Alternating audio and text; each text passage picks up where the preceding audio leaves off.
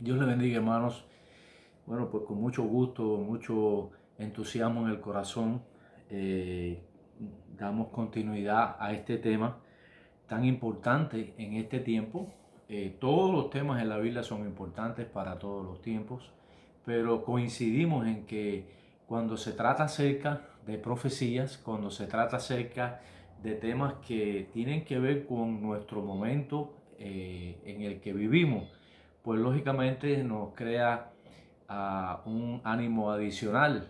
Y como nosotros somos creyentes que como Martín Lutero, y hoy nosotros debemos recordarlo por la trascendencia que tiene precisamente en el tema que estamos hablando, Martín Lutero tuvo tres pilares fundamentales sobre los que él desarrolló aquella reforma. Recordemos que Lutero no quería hacer una nueva iglesia, simplemente Lutero quería corregir ciertos errores que él vio de aquella iglesia, de aquella institución tan monumental, tan poderosa, de tanta autoridad en el medioevo, que este tema precisamente que estamos estudiando es una identificación desde la Biblia, ese fenómeno que Lutero pudo apreciar y él quiso aportar para hacer una transformación, para hacer una corrección. Y lógicamente las altas esferas de la iglesia no lo permitieron, no estaban animados con esa idea y ellos no querían perder todos los privilegios que alcanzaron durante todos esos años. La curia romana, los arzobispos, los obispos, y todo lo que tiene que ver con Roma, todo lo que ellos habían adquirido en cuanto a poder, autoridad y dominio sobre toda Europa, a expensas de haber perdido la autoridad espiritual sobre las bases en las que la iglesia pristina había surgido. Pues Lutero quiso dar algunos aportes importantes y él tenía tres grandes postulados. Él tuvo tres grandes eh, eh, cimientos sobre lo que él desempeñó esas ideas. Primero, la sola fe, y ahí en Romanos 1, 16, 17, es el justo por la fe vivirá. El vivirá el justo por la fe significa que no va a vivir por estar sometido a una institución, no va a vivir el justo por estar sometido bajo a un sistema eclesiástico, y mucho menos va a alcanzar el beneficio del Padre Celestial por el jefe de una iglesia que él mismo cuando fue a Roma se asombró de la corrupción que había ahí. No puede provenir de ahí la salvación por medio de la intercesión de un líder y de esos líderes que proclamaban lo que no vivían. Entonces, hermano, es el primer aspecto fundamental. El segundo era la sola gracia, y teniendo en cuenta lo que dijo Pablo a los Efesios capítulo 2, dice, por gracia sois salvos por medio de la fe, y esto no es de vosotros, sino un don, un regalo de Dios. Es decir, que la salvación primero es por fe, que abre el cofre de la gracia, que es esa gracia ofrecida por Cristo en la cruz. Son elementos rudimentarios de la fe, pero ese sistema religioso, aunque proclama que Jesucristo es el Salvador, pone una serie de consideraciones que simplemente lo que hacen es negar esa misma proclamación. Un sistema religioso que controla la mente y controla el accionar del individuo en su vida. Y el tercer punto que Lutero quiso rescatar fue la sola escritura. Por eso, teniendo en cuenta todo, dice que la Biblia no es de interpretación privada. El Vaticano por muchos siglos consideró que la Biblia no debía estar y ser interpretada por el populacho, por las personas ignorantes, sino que la Biblia debía ser interpretada por personas que debían estar autorizadas para ello. No hay ninguna parte en la Biblia indicación de que la Biblia es de uso privado para nadie, ni en la esfera secular ni en la esfera eclesiástica. Y por eso entendemos lo que dijo el Isaías 48 dice: sécase la hierba, marchítase la flor, mas la palabra de Dios nuestro permanece para siempre. La palabra tiene autoridad en sí misma, porque es la palabra que procede de Dios, es a la que hay que prestar atención, es a la que hay que prestarle obediencia. Esa es la palabra que dice que por la palabra de Dios fueron creados los cielos y la tierra, y nosotros somos la corona de esa creación, y como tal tenemos conciencia, tenemos el alma, que la Biblia nos impele, la Biblia nos sugiere, la Biblia nos ordena, establece todo tipo de documentación que hay en ella, que nosotros debemos rendir nuestra voluntad al Padre a través de su palabra. Entonces, la sola fe, la sola gracia, la sola escritura levantó el sentir espiritual de Lutero, y en la medida que él fue exponiendo esto, pues Lutero fue un hombre de una capacidad extraordinaria. Sabemos que Lutero ha sido criticado, sabemos que Lutero fue un hombre que cometió errores, como todos los de su tiempo, pero yo creo que es una falta de respeto de muchos pastores, de muchos líderes que se consideran líderes cristianos evangélicos, ponerse a criticar a Lutero y no alzar el nombre del Señor que levantó Lutero contra aquella bestia que se levantó y mantuvo a la raza humana, mantuvo a Europa, mantuvo al mundo bajo su bota. ¿Cómo es posible que nosotros no seamos capaces, no seamos íntegros, no seamos leales a la palabra, leales a la gracia, fieles en la fe al Señor? Y aun cuando Lutero cometió errores, aun cuando Lutero cometió fallos, fue un hombre admirable, un hombre extraordinario, porque a pesar de esos errores, inclusive a pesar de que pudo haber interpretaciones que él no llegó al punto en el que él debía haberlo completamente eliminado, como es el bautismo de los niños, como es la presencia de Cristo en la Eucaristía. O sea, hay muchas cosas, porque la intención de él no era cambiar la iglesia, la intención de él era mejorar la iglesia. Entonces la negativa de esa iglesia es lo que hizo que Lutero, fiel a su conciencia, fiel a Dios, que vivía en su conciencia, motivado por esto, muchos le siguieron y se salieron debajo de aquella bota, y en el concurso de los años todos los demás que como Lutero habían comprendido esta verdad que la palabra de Dios enseña, comenzó este gran movimiento al cual hoy debemos nosotros honrar. No es posible, no es comprensible que haya pastores que critiquen y hayan iglesias que ignoren la obra de Lutero por los errores que cometió. Yo quisiera ver a esos pastores y a esos líderes que critican a Lutero, verlos en sus zapatos, cuando él desafió al Papa, cuando él desafió a la iglesia romana, y no se retractó y no volvió atrás, y enfrentó con el valor que solo Dios puede darle a uno de sus siervos, con aquel valor, no con guapería. Él no renunció a esa fe, no renunció a esa gracia, no renunció a esa palabra que costó sangre, que hubo muchos mártires, y aquella bestia mató a tantos hombres justos y limpios, Juan Hus y tantos hombres de esa época que derramaron su sangre, William Tyndale, por expandir esa palabra, por proclamar esa fe, por exponer esa gracia al mundo. Y nosotros lo que hacemos es detenernos y celebrar Halloween y regalarle dulces a los niños en el día donde se debe hablar que un hombre como Lutero, a pesar de sus defectos, clavó el día 31 de octubre de 1517 aquellas 95 tesis donde él expresaba su sentir por libertad de conciencia. ¿Sabes qué es la libertad de conciencia? ¿Sabes que los derechos humanos comienzan y la capacidad para desarrollar la libre voluntad es a partir de ahí en la historia moderna reciente? Si no hubiera habido una reforma, yo te aseguro que la historia de hoy, para tu vida y para la mía, ni siquiera este país hubiera nacido.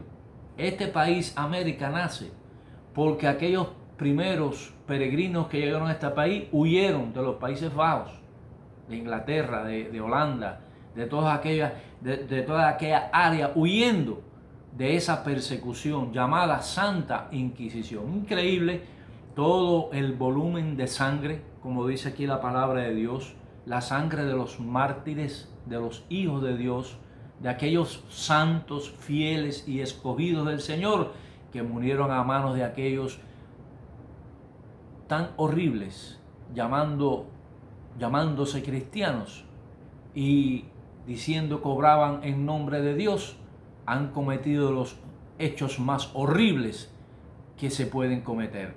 Por eso, hermanos, nosotros somos llamados a escudriñar. Nosotros no tenemos nada contra nadie, ni contra el Islam, ni contra los católicos, ni contra los que piensen diferente a nosotros, porque si no, no fuéramos cristianos. Dice la Biblia que Dios ama al mundo, y el amor de Dios que está en nosotros, dice, nosotros debemos amar a nuestro prójimo. Un cristiano genuino ama a todos. Un cristiano genuino no está en confrontación con nadie. Un cristiano genuino simplemente reclama el derecho inalienable que Dios le dio de hacer un uso correcto de su libre albedrío. Y hemos optado como Lutero, y hemos optado como Pablo, y hemos optado como los cristianos alrededor del mundo, que es la sola fe en Cristo Jesús. Justificados pues por la fe, dice Pablo a los Romanos 5:1, justificados pues por la fe, tenemos paz para con Dios por medio de nuestro Señor Jesucristo. Es por la fe que vive el hombre.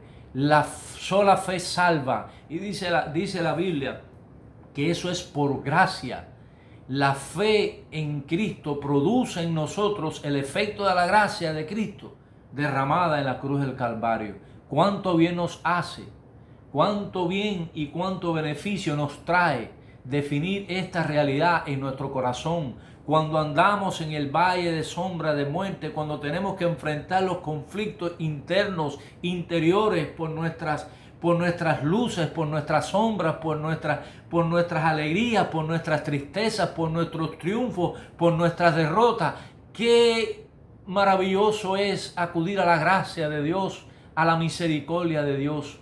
Por eso yo creo lo que dice la Biblia, y cuando creemos en las Sagradas Escrituras, nosotros nos gozamos en ella, porque la palabra de Dios es maravillosa. Aunque se seque la hierba, aunque la flor se marchite, sabemos que la palabra del Señor permanece para siempre, porque el cielo y la tierra, por la palabra de Dios, fueron creadas. El Señor es maravilloso.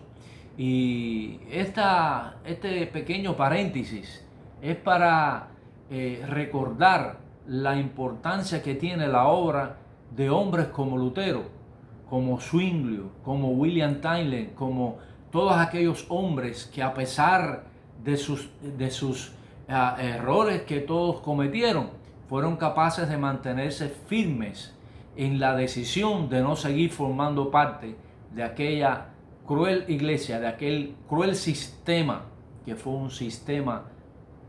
una institución que avergonzó el nombre de Cristo durante tanto tiempo. El Señor nos ayude, y nada tenemos contra ningún católico.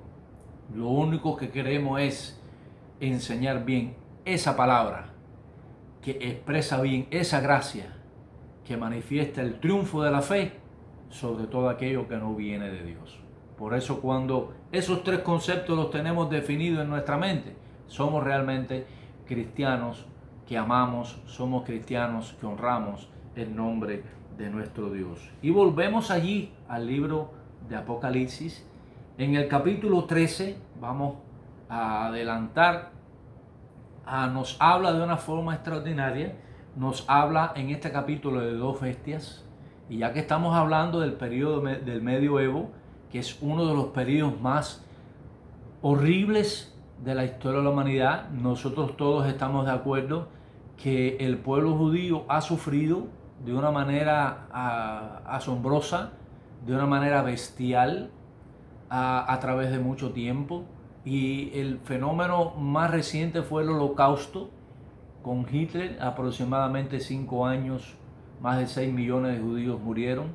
algo atroz, abominable ante los ojos de Dios, crímenes nefastos. Pero ustedes imaginan una bestia durante 13 siglos, persiguiendo a cristianos, llamando a los que aman a Dios herejes, quemándolos, torturándolos de las maneras más salvajes que se puede torturar. ¿Cómo es posible que aún los judíos no sean capaces de ver a un cristiano sufriendo a manos de un sistema religioso?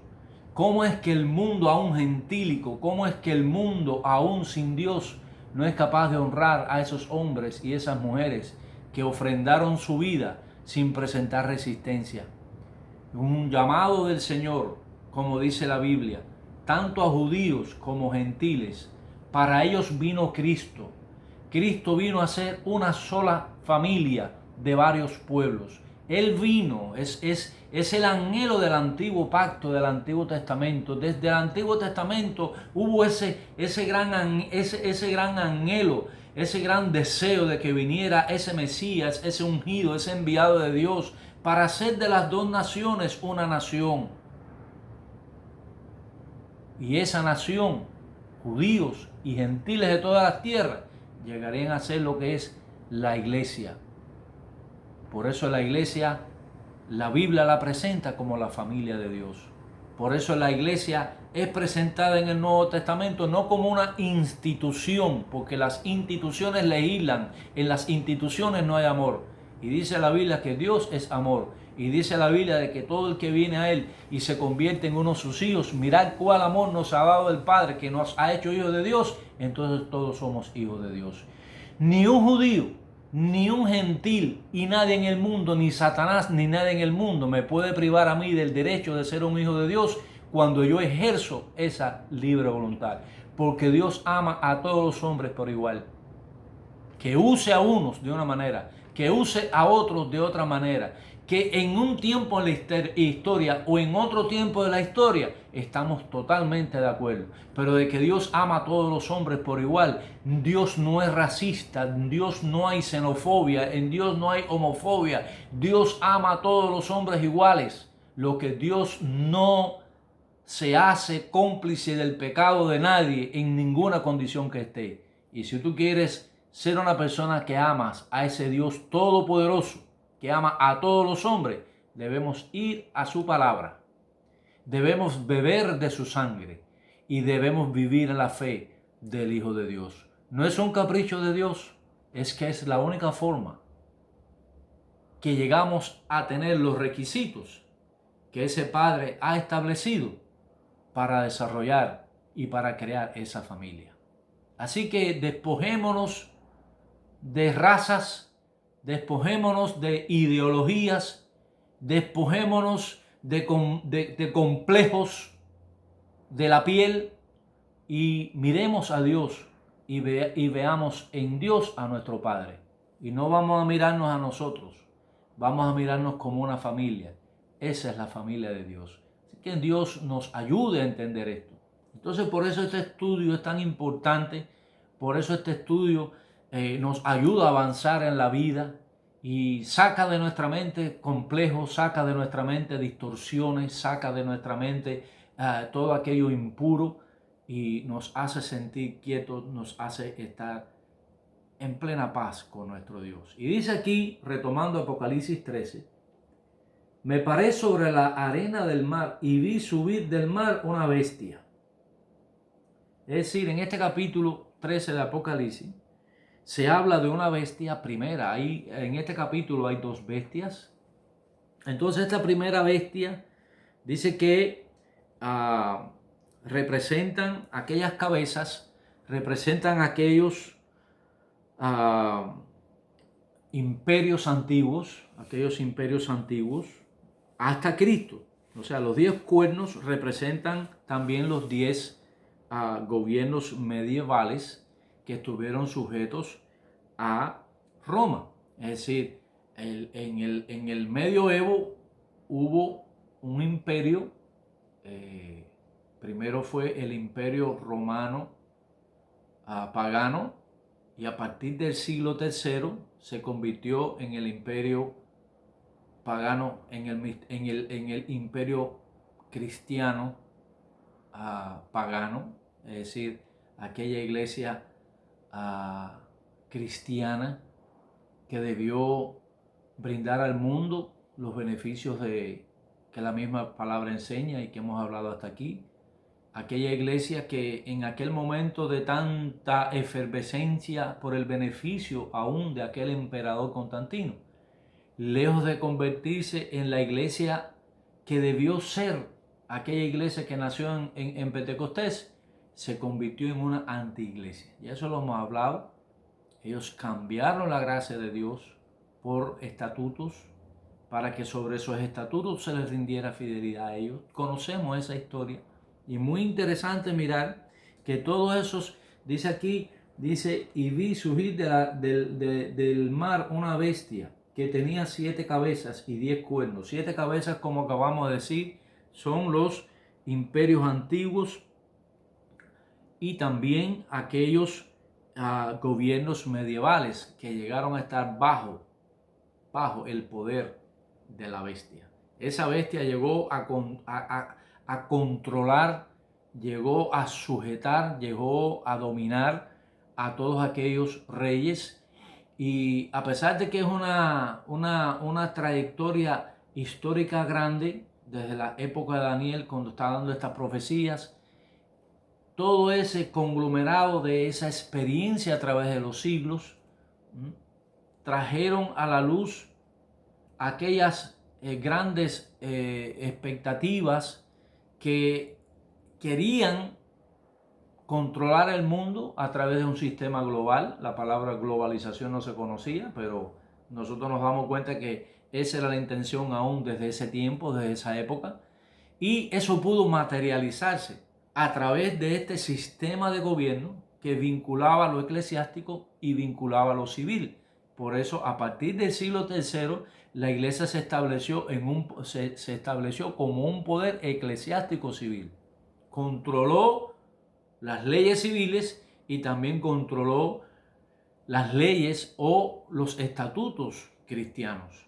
Y lejos de ser el ideal del mundo, se convirtió en una sombra y en un peso para el mundo. Algo siniestro que nosotros solamente mira la historia, solamente lee la historia, solamente investiga para que te des cuenta de lo que pasó en el medioevo. Por eso la Biblia le llama aquí que era una bestia. Y la Biblia habla claramente, como estudiamos anteriormente, acerca de la Gran Babilonia, acerca de las rameras, acerca de la madre de las rameras. Hay una vinculación entre Babilonia, que es pagana, con la gran ramera o la ramera, que es la iglesia apóstata, que es la iglesia infiel.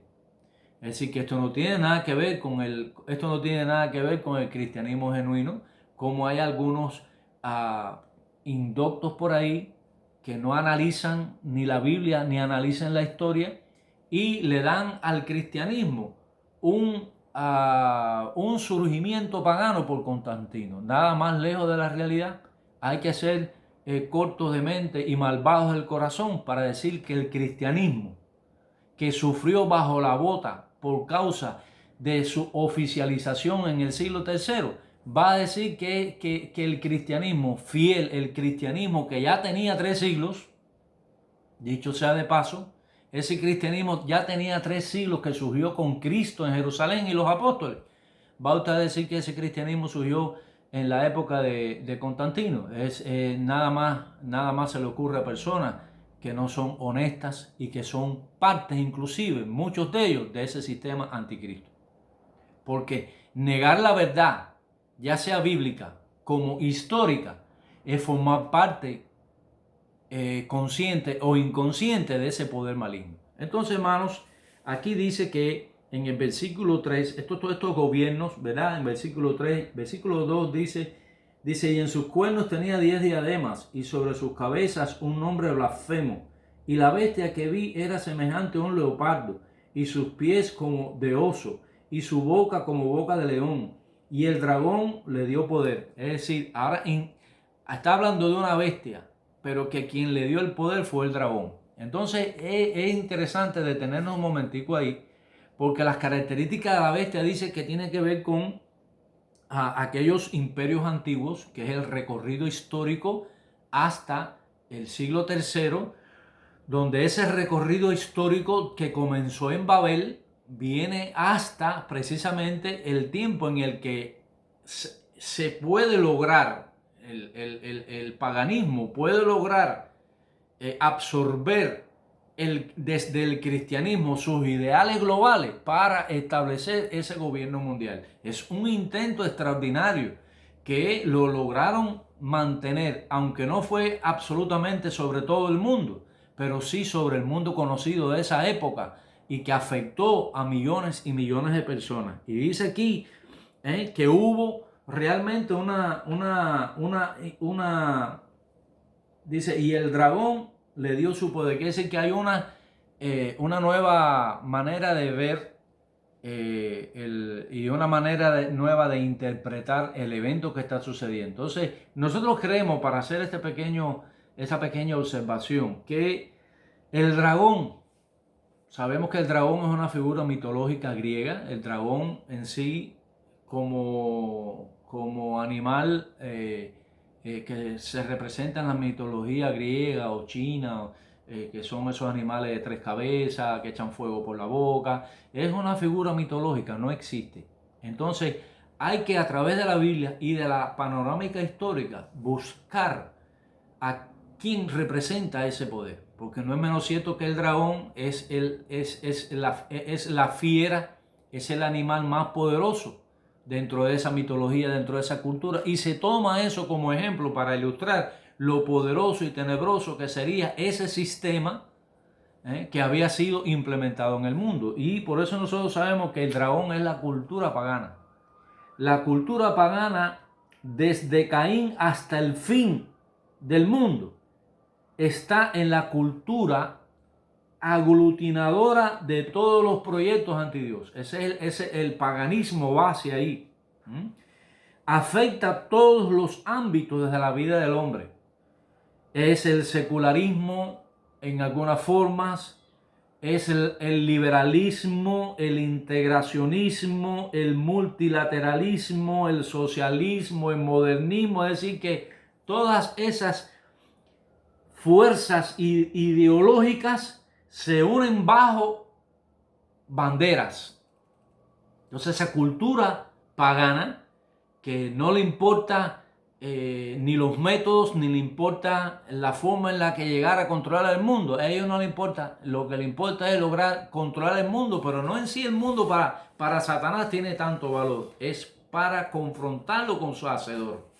Entonces, estas fuerzas ideológicas se unen bajo la bandera de la política, bajo la bandera de la economía, bajo la bandera de la ciencia y la tecnología y bajo la bandera del sincretismo religioso. Todos estos son fenómenos que a lo largo de la historia tú lo ves que se van poniendo de relieve. Entonces, en el siglo III se logró ese fenómeno de una manera asombrosa. Es decir, que el cristianismo sufrió una transición de la Roma imperial pagana a la Roma imperial eclesiástica. Por eso nosotros observamos con mucha atención este fenómeno histórico. Cuando Constantino oficializa la iglesia como religión del Estado, ahí la iglesia perdió su lineamiento con sus bases espirituales en Jerusalén. Es decir, que la iglesia se transformó, hubo una transformación. Entonces, todo aquel poder pagano, todo aquel poder imperial pagano fue absorbido por el poder eclesiástico, y esas fuerzas se unieron y crearon un poder como nunca lo ha habido en la historia. 13 siglos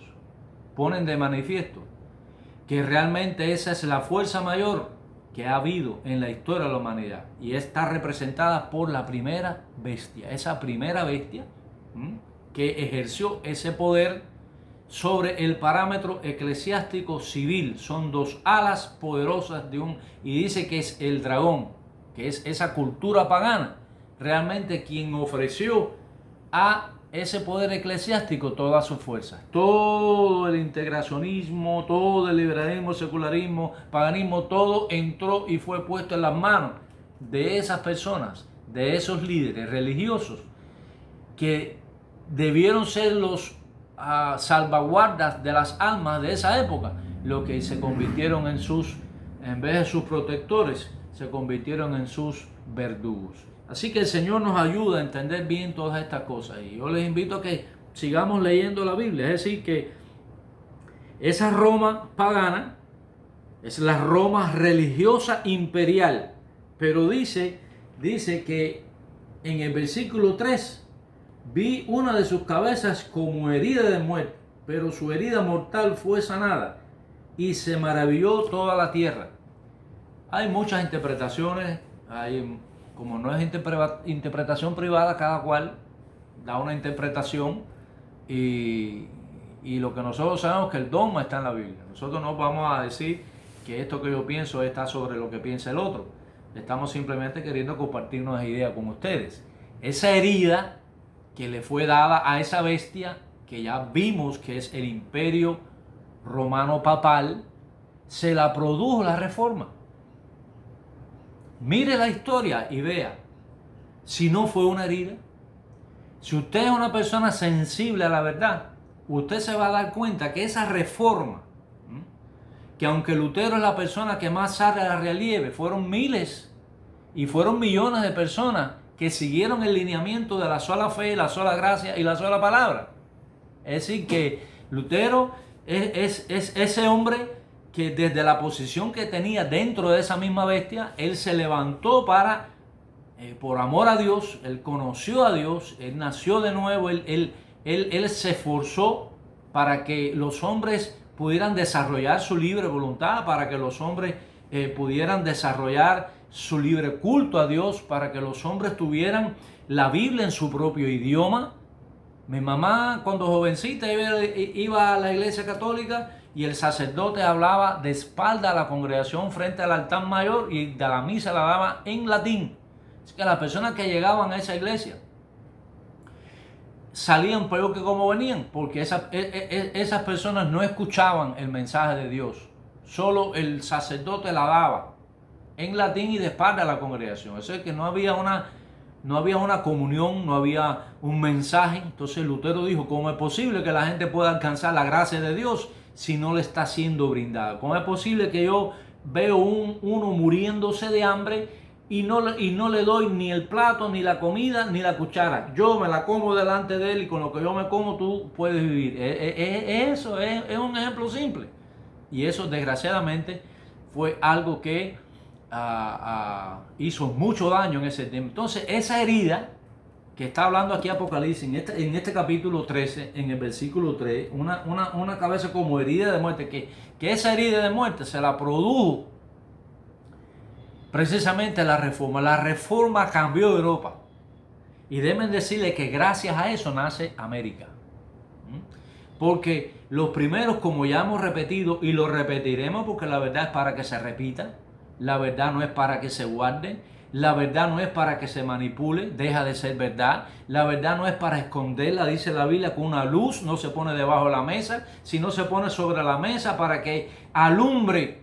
Por eso lo repetimos, los primeros peregrinos que vinieron de Europa fue huyendo de esa bestia, fue huyendo de esas persecuciones, morían. No se puede contabilizar la cantidad de personas que murieron, aunque quieran restarle valor y quieran restarle, están manipulando la verdad, pero la realidad histórica es que murieron millones de personas bajo ese sistema religioso bestial.